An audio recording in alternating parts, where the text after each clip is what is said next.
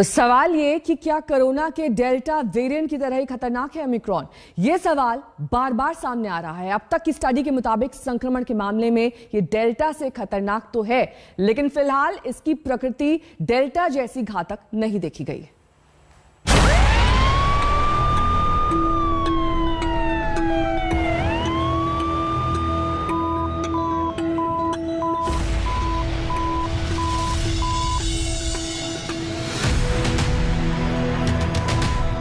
ये तस्वीरें कोरोना की दूसरी लहर की हैं, जब पूरे देश में खौफ और मातम पसरा हुआ था। हर कोई महामारी की दहशत में था। मौत पर चीख पुकार मची हुई थी। कोरोना के जिस ओमिक्रॉन वेरिएंट को लेकर एक बार फिर दहशत है, क्या वो दूसरी लहर की तरह ही खतरनाक हो सकती है? दुनिया के दूसरे देशों की तरह भारत में भी इसे लेकर जताई जा रही चिंता के बाद हर किसी के मन में यही सवाल है कि ओमिक्रॉन कितना खतरनाक है। विश्व स्वास्थ्य संगठन ने रविवार को ओमिक्रॉन वेरिएंट पर एक तकनीकी पेपर जारी किया और सभी देशों को इससे सतर्क रहने की सलाह दी है। विश्व स्वास्थ्य संगठन ने ओमिक्रॉन वेरिएंट के ग्लोबल खतरे को वेरी हाई यानी बहुत ज्यादा कहा है। WHO के मुताबिक ओमिक्रॉन वेरिएंट में स्पाइक प्रोटीन में म्यूटेशन की संख्या बहुत ज्यादा है। इसकी वजह से इसमें महामारी को और विकराल बनाने की क्षमता है। हाई म्यूटेशन की वजह से ये आबादी के एक बड़े क्षेत्र को संक्रमित कर सकता है। हालांकि अभी ये पुष्टि नहीं हुई है कि सेहत के लिए ये कितना घातक है। उधर दक्षिण अफ्रीकी वैज्ञानिकों के मुताबिक अल्फा और डेल्टा में कम म्यूटेशन थे। ओमिक्रॉन में 50 से अधिक म्यूटेशन और प्रोटीन स्पाइक पर 32 म्यूटेशन हैं। So what we see with this one is, again, it started, normally it will always start with your younger people. So it started with the younger generation, 40 and less.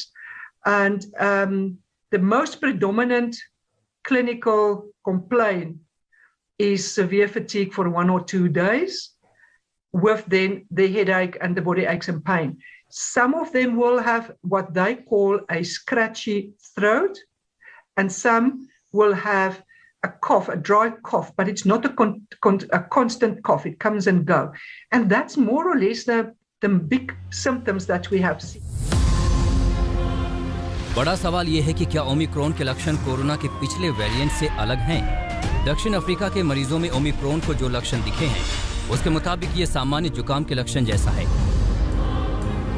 Omicron से संक्रमित मरीजों में जरूरत से ज्यादा थकान, मांसपेशियों में हल्का दर्द, गले में खराश और सूखी खांसी देखी गई, जबकि कुछ मामलों में ही हल्का तेज बुखार दिखाई दे सकता है। हालांकि अब तक के लक्षण के मुताबिक मरीज अस्पताल में भर्ती हुए बगैर भी ठीक हो रहे हैं। बड़ी बात यह है कि नया वेरिएंट के करीब आधे मरीज ऐसे हैं जिनका टीकाकरण नहीं हुआ। यानी नए वेरिएंट से ना तो खौफ खाने की जरूरत है और ना ही अभी से इसे तीसरी लहर की शुरुआत समझने की जरूरत है। हाँ, सतर्कता जरूरी है। कोविड-19 के वायरस में थोड़ी म्यूटेशंस होके एक नया वेरिएंट आजकल रिपोर्ट हुआ है, पहली बार साउथ अफ्रीका से। लेकिन अभी कम से कम 1 दर्जन कंट्रीज हैं जिन्होंने इस वेरिएंट को अपनी कंट्री में बताया है। इंडिया में अभी तक इसका कोई भी केस रिपोर्ट नहीं हुआ है, लेकिन हमें तैयारी इसकी पूरी रखनी है। WHO के मुताबिक शुरुआती साक्ष्यों से पता चला है कि जिन लोगों को पहले कोरोना संक्रमण हुआ है, वो दोबारा इस नए वेरिएंट से संक्रमित हो सकते हैं। आज तक ब्यूरो।